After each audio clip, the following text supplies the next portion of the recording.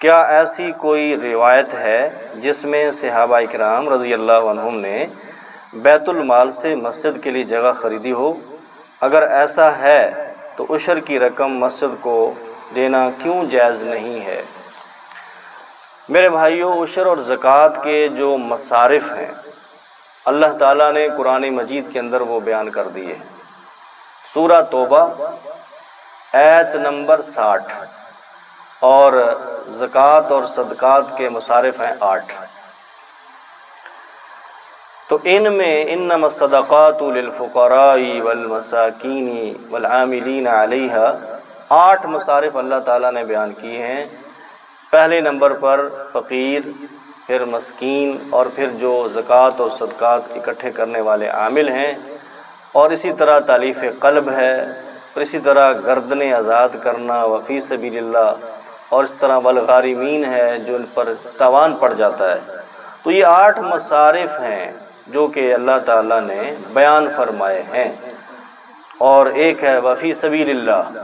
اس میں تقریباً زیادہ اکثر اہل علم یہی کہتے ہیں کہ وفی سبیل اللہ سے مراد جہاد فی سبیل اللہ ہے۔ تو ان میں مسجد کا ذکر نہیں ہے، تو اس لیے مسجد کے لیے زکوٰۃ اور عشر کا خرچ کرنا درست نہیں ہے۔ ہاں، بیت المال جو ہوتا ہے، جب بیت المال کے اندر رقم چلی جاتی ہے تو پھر اس کی حیثیت بدل جاتی ہے۔ جس طرح کہ صحیح بخاری کے اندر حدیث ہے کہ بریرہ رضی اللہ تعالی عنہا کو کسی نے صدقہ دیا، تو آپ نے فرمایا کہ لاؤ کھائیں، کوئی چیز کھانے پینے کی تھی، تو آپ سے کہا گیا کہ وہ تو صدقہ ہے اور آپ صدقہ نہیں کھاتے تھے۔ تو آپ نے فرمایا کہ صدقہ اپنے محل میں پہنچ گیا ہے، یعنی جس کو آپ نے صدقہ دے دیا ہے اس نے وصول کر لیا ہے، اب وہ بندہ اس صدقے کا خود مالک بن گیا ہے۔ ٹھیک ہے، اب وہ صدقہ جس کو چاہے وہ دے سکتا ہے، امیر کو بھی دے سکتا ہے، غریب کو بھی دے سکتا ہے۔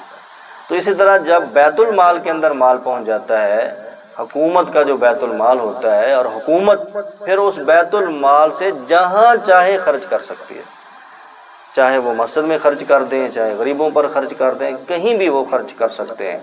تو اس طرح اگر سسٹم ہے کہ بیت المال کے اندر پیسے جمع ہیں اور یہ ضرورت محسوس کی گئی ہے کہ مسجد میں پیسوں کی ضرورت ہے، تو بیت المال کا جو خزانچی ہے، جو بھی اس کا ذمہ دار اور نگران ہے، اس کی اجازت کے ساتھ پیسے وہاں خرچ کیے جا سکتے ہیں۔